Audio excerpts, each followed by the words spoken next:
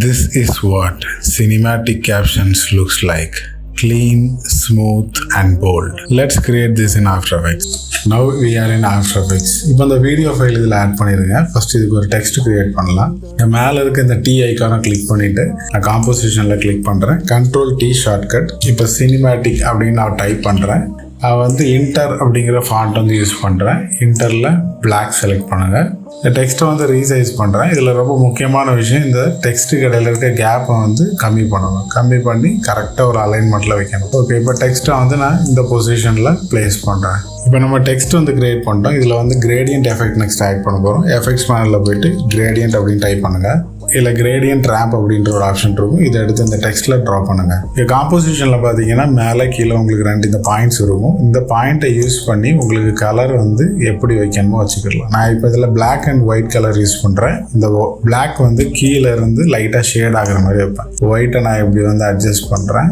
எனக்கு இந்த மாதிரி ஒரு ஷேட் வந்து அந்த டெக்ஸ்ட்டுக்கு கீழே கிடைக்கும். இப்போ டெக்ஸ்ட்டுக்கு வந்து அனிமேஷன் கொடுக்கணும். எஃபெக்ட்ஸ் பேனலில் போயிட்டு ட்ரான்ஸ்ஃபார்ம் அப்படிங்கிற எஃபெக்ட்டை இந்த சினிமேட்டிக் டெக்ஸ்ட்டில் ட்ரா பண்ணுறேன்.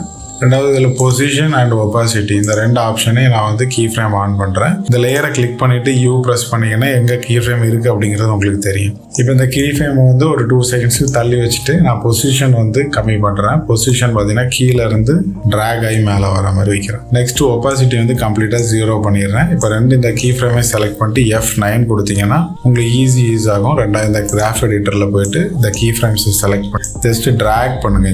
இந்த மாதிரி ட்ராக் பண்ணி இனிஷியலாக உங்களுக்கு ஸ்பீடாக வந்து அப்படியே ஸ்லோவாக ஸ்மூத்தாக முடியும். இதையும் கொஞ்சம் அட்ஜஸ்ட் பண்ணி வச்சுக்கிறேன். இப்போ ப்ளே பண்ணி காட்டுறேன். இந்த 2 கீ ஃப்ரேம்ஸையும் பிகினிங் ஆஃப் த லேயர் கொண்டு போயிருங்க. இப்போ உங்களுக்கு ஸ்லோவாக வருது. இந்த டெக்ஸ்ட் அனிமேஷன் கொஞ்சம் ஸ்பீடாக வரணும் அப்படின்னா கொஞ்சம் நான் இந்த கீ ஃப்ரேமை வந்து தள்ளி வைக்கிறேன்.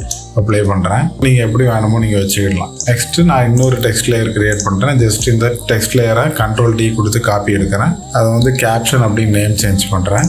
இப்போ எஃபெக்ட்ஸ் கண்ட்ரோலில் போய்ட்டு ட்ரான்ஸ்ஃபார்மில் இருக்க இந்த ஆங்கர் பாயிண்ட் யூஸ் பண்ணி இந்த டெக்ஸ்ட்டை வந்து நான் கொஞ்சம் கீழே வைக்கிறேன்.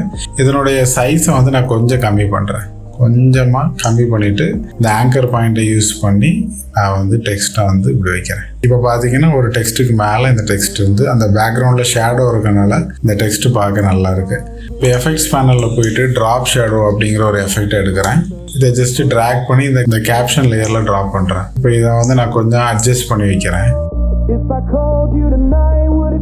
இப்போ டெக்ஸ்ட் வந்து நான் சேஞ்ச் பண்ணிட்டேன். ஜஸ்ட் இப்போ நான் இந்த வாய்ஸுக்கு ஏற்ற மாதிரி இதை அலைன் பண்ணி வைக்கிறேன். இப்படி தான் ஃப்ரெண்ட்ஸ் இந்த சினிமேட்டிக் கேப்ஷன்ஸ் வந்து ஆஃப்டர் எஃபெக்ட்ஸில் கிரியேட் பண்ண முடியும்.